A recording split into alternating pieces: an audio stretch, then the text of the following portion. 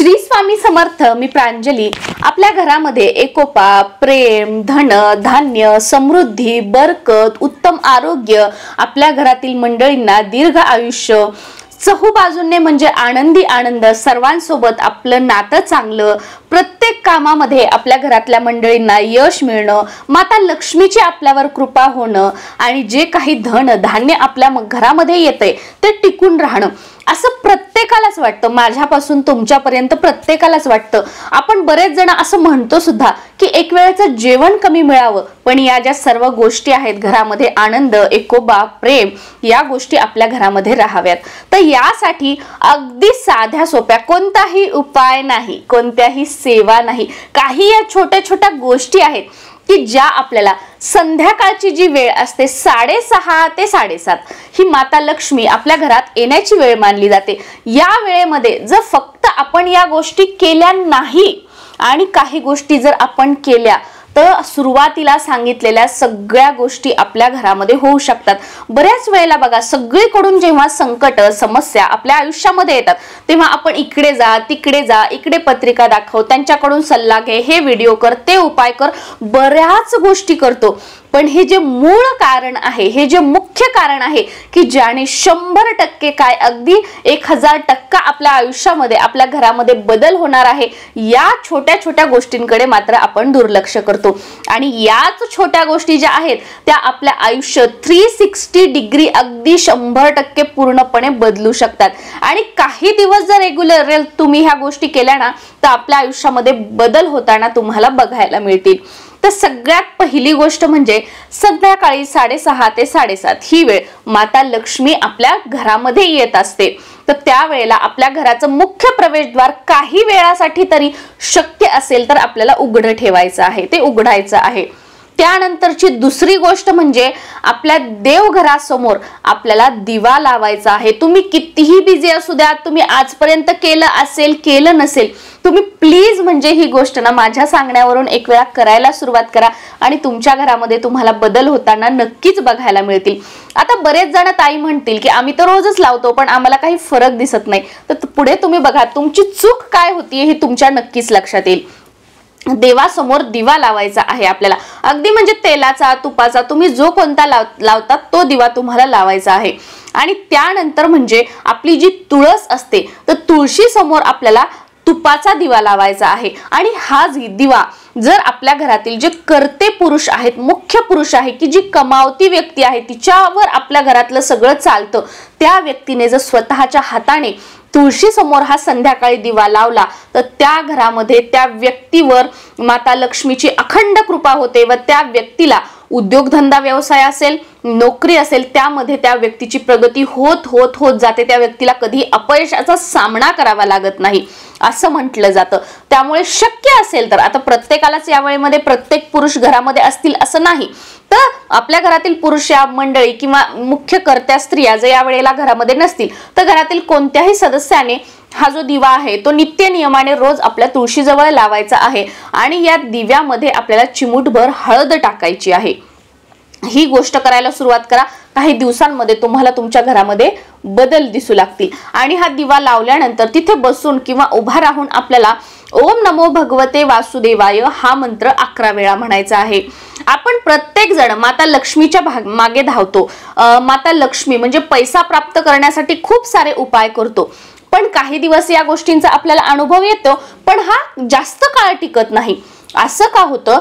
कारण माता लक्ष्मी ही चंचल आहे, ती कधी एका जागेवर स्थिर राहत नाही. मग माता लक्ष्मीला स्थिर ठेवण्यासाठी काय करायचं तर भगवान श्री हरी श्री विष्णू यांची सेवा करायची. भगवान विष्णूंची सेवा केली, भगवान विष्णूंचे उपाय केले, भगवान विष्णू आपल्या घरामध्ये स्थिर राहिले तर माता लक्ष्मी आपोआपच आपल्या घरामध्ये स्थिर राहते. माता लक्ष्मी एक स्थान सोडून कधीही जात नाही, ते म्हणजे जिथे भगवान विष्णू असतात ते स्थान. त्यामुळे ओम नमो भगवते वासुदेवाय हा मंत्र सकाळी तुळशीला जल अर्पण करताना, पाणी अर्पण करताना आणि संध्याकाळी दिवा लावताना आपण अवश्य म्हणायचं आहे. बघा, स्पेशली काही करायची गरज आहे का? एकात एक या गोष्टी आहेत पण याचे प्रभाव जे आहेत ते खूप मोठे आहेत. आता पुढची गोष्ट म्हणजे काय करायची आहे? देवाजवळ दिवा लावला, तुळशीजवळ दिवा लावला, आपल्या मुख्य प्रवेशद्वाराच्या उंबरठ्याच्या बाहेर उजव्या बाजूला एक आपल्याला दिवा लावायचा आहे. तो कशा पद्धतीने लावायचा हा व्हिडिओ आज सकाळीच आपल्या चॅनलवर आलेला आहे, तो तुम्ही बघू शकता। त्याच्यामध्ये अगदी डिटेल सांगितलेला आहे। तो उपाय तुम्ही करा। तुमचं आयुष्य नाही बदललं, तुमच्या आयुष्यामध्ये नाही जर तुम्हाला फरक जाणवला तर तुम्ही बोला, 100% तुम्हाला बदल जाणवतील। अगदी फुटकन नशीब सुद्धा जरी असेल ना तेही तुमची साथ देऊ लागेल, एवढे प्रभावशाली सकाळचे उपाय आहेत, ते तुम्ही बघून घ्या। आता आपल्याला तो दिवा लावायचा आहे, त्या व्हिडिओमध्ये सांगितलेलं आहे त्या पद्धतीने। त्यानंतरची पुढची गोष्ट म्हणजे आपल्याला या वेळेमध्ये तुम्ही ज्याही देवांना मानता, तुम्ही ज्याही गुरूंना मानता, त्यांचं जे काही मंत्र स्तोत्र असेल ते मोठ्याने म्हणण्याचा प्रयत्न करा। अगदी तुम्ही ज्यांना मानता त्यांचा मंत्र जरी असेल, अगदी जसं की मी आता दत्त महाराजांची सेवा करते तर श्री गुरुदेव दत्त, श्री गुरुदेव दत्त, किंवा अवधूत चिंतन श्री गुरुदेव दत्त, अवधूत चिंतन श्री गुरुदेव दत्त, हे तुम्ही चॅन्ट करण्याचा प्रयत्न करा, म्हणण्याचा प्रयत्न करा। माळ घेऊ नका, टायमिंग लावू नका, अगदी तुम्हाला वाटतं तेवढा वेळ म्हणा आणि मोठ्याने म्हणा। मोठ्याने का म्हणायचं आहे, कारण आपल्या घरामध्ये बघा आपल्या सोबतच वास्तुदेवता सुद्धा वास करत असते, राहत असते, आणि ज्या काही आपण चांगल्या गोष्टी बोलू द्यात, वाईट गोष्ट बोलू द्यात, जी आपल्या मुखातून गोष्ट निघते त्या प्रत्येक गोष्टीला वास्तुदेवता तथास्तु म्हणत असते। म्हणून आपल्या घरातील मोठी मंडळी आपल्याला नेहमी सांगतात की घरामध्ये चांगलं बोला, वाईट वक्त बोलू नका, नेहमी चांगलं बोला, आणि आपल्या मुलांनाही ते शिकवा चांगलं बोलायला। असं ऐकलं असेल तर ते या कारणासाठी, या गोष्टीसाठी सांगतात। त्यामुळे मोठ्याने ज्या वेळेला आपण मंत्र म्हणतो तर ते मंत्र जे स्तोत्र जे आहे त्याच्या ज्या सकारात्मक व्हायब्रेशन्स आहेत त्या आपल्या घरामध्ये पसरतात, आणि यामुळे आपल्या घरातील जी काही निगेटिव्हिटी आहे, नकारात्मकता आहे, जी साठवली गेली आहे ती हळूहळू कमी होऊ लागते। आणि ज्या वेळेला आपल्या घरातील नकारात्मकता कमी होते त्यावेळेला आपोआपच आपल्या घरामध्ये सुख, समृद्धी, प्रेम, आनंद या गोष्टी नांदू लागतात। ही महत्वाची गोष्ट। पुढचं म्हणजे या तिन्ही सांजेच्या वेळेला आपल्याला घरामध्ये झोपायचं नाहीये। आता तुम्ही हे उपाय करता, मी झोपली नाही पण बाकीचे झोपतायत, उठतायत, नाही, घरातली कोणतीही व्यक्ती या वेळेला झोपली नाही पाहिजे। या वेळेला माता लक्ष्मी आपल्या घरामध्ये असते, त्यामुळे आपण सगळेजण अगदी व्यवस्थित आनंदी वातावरणात आपली आपली जी कामं असतील ती करा, पण सगळेजण अगदी उठलेले म्हणजे फ्रेश मूड मध्ये सगळे आपण असायला हवं। त्यानंतरची पुढची गोष्ट म्हणजे या वेळेमध्ये जेवण करायचं नाहीये, आपल्या मुलांना सुद्धा जेवायला द्यायचं नाहीये, कारण त्यांना आत्तापासूनच या गोष्टी आपण सांगितल्या तर पुढे जाऊन त्यांच्यामध्ये ह्या गोष्टी त्यांच्या लक्षात राहतील की मला हे पाळायचं आहे। त्यानंतर पुढचं म्हणजे या वेळेला आपल्याला घरामध्ये भांडण, शिव्या किंवा कोणाचं वाईट बोलणं, फोनवर कोणाकडून वाईट ऐकणं या गोष्टी सुद्धा करायच्या नाहीयेत। नख काढायची नाहीयेत या वेळेला, हाताची बोटं मोडायची नाहीयेत। बऱ्याच जणांना सवय असते बघा हाताची बोटं मोडायची, तर या वेळेला हाताची बोटं मोडायची नाहीत, पायाची आडी घालून बसायचं नाहीये, कपडे या वेळेला धुवायचे नाहीयेत, भांडे घरामध्ये या वेळेला धुवायचे। थोडं मागे पुढे आपण करू शकतो पण या वेळेमध्ये या गोष्टी करणं टाळा। ही वेळ सात्विक वेळ आहे, आपल्या भगवंताशी कनेक्ट होण्याची वेळ आहे, तर ही वेळ त्याच गोष्टींसाठी आपण वापरा। दिवसभर पडलेला आहे बाकीच्या गोष्टी करण्यासाठी, मग आपलं आयुष्य बदलण्यासाठी, आपल्या आयुष्यामध्ये सकारात्मक गोष्टी घडून आणण्यासाठी आपण या गोष्टी करू शकत नाही का? एवढा वेळ काढा आणि या एका तासामध्ये म्हणजे ज्या भगवंताशी कनेक्ट होणाऱ्या ज्या गोष्टी आहेत ना त्या करण्याचा तुम्ही प्रयत्न करा। या वेळेमध्ये आपल्या कुलदेवीची रोज आरती करा, देवासमोर दिवा लावला की कापराने कुलदेवीची रोज आपल्या आरती करा। सुरुवातीला गणपती बाप्पा, नंतर कुलदेवीची। बघा आपल्या आयुष्यामध्ये काय बदल होतात।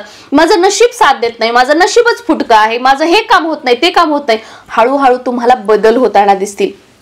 पुढचं म्हणजे मी सांगितल्याप्रमाणे मंत्र स्तोत्र तुम्हाला जर मोठ्याने म्हणणं शक्य नसतील तर तुम्ही मोबाईलवर किंवा टीव्हीवर लावा, पण या वेळेमध्ये ह्या ज्या व्हायब्रेशन्स आहेत आपल्या भगवंताशी ज्या आपल्याला जोडतील त्याच गोष्टी आपल्या घरामध्ये बोलल्या गेल्या पाहिजेत आणि त्याच गोष्टी आपल्या घरामध्ये केल्या गेल्या पाहिजेत। सुरुवातीला अवघड जाईल पण तुम्ही प्रयत्न करा, तुम्ही सवय लावा, आपोआप ह्या गोष्टी तुम्हाला स्पेशली म्हणजे लक्षात पण लावावं लागणार नाही, रोज तुम्ही त्यावेळेला आपोआप त्या गोष्टी कराल। हे करायचं आहे। पुढचं म्हणजे या वेळेला तुमच्या नवरा बायकोमध्ये भांडणं होतात, घरामध्ये भांडणं होतात, दरिद्रता आहे, आपली जी घंटी असते ना देवघरामध्ये घंटी, आपल्या सगळ्या घरामध्ये वाजवा, ही घंटी सगळ्या घरामध्ये वाजवत फिरवा। तुम्ही ज्याही देवाला मानता, ज्याही गुरूंना मानता त्यांचा मंत्र बोलत बोलत काही दिवसामध्ये फरक तुम्ही तुमच्या आयुष्यामध्ये बदल होताना स्वतः अनुभवाल। तुम्ही म्हणाल की खरंच ताई एवढे वर्ष जी कटकट, जी नकारात्मकता मला माझ्या घरामध्ये जाणवत होती ती आता कुठेतरी कमी होताना मला दिसत आहे। हे तुम्ही स्वतः बघाल। त्यानंतरची पुढची गोष्ट म्हणजे आपल्या देवघरासमोर या वेळेमध्ये कापूर आणि समोर फूल असणाऱ्या 2 लवंगा रोज तुम्ही जाळा, प्रज्वलित करा। याचे सुद्धा खूप चांगले अनुभव तुम्हाला बघायला मिळतील। लक्ष्मी ही माता लक्ष्मीला लवंग ही माता लक्ष्मीला अतिशय प्रिय आहे। देवीच्या कोणत्याही गोष्टीमध्ये आपण लवंगेचा वापर करतो आणि लवंगाचा जो सुगंध आहे तो माता लक्ष्मीला आकर्षित करतो आणि कापूर जे आहे ती वातावरणातील नकारात्मकता दूर करते। त्यामुळे कापूर आणि लवंग रोज या वेळेला आपल्याला जाळायची आहे देवघरासमोर आणि सकाळी देवपूजा झाल्यानंतर पण जाळण्याचा प्रयत्न करा। नक्कीच तुम्हाला तुमच्या आयुष्यामध्ये बदल होताना दिसतील। या छोट्या छोट्या गोष्टी आहेत त्या फक्त पाळण्याचा प्रयत्न करा आणि बघा आपल्या आयुष्यामध्ये कसे बदल होतात। श्री स्वामी समर्थ।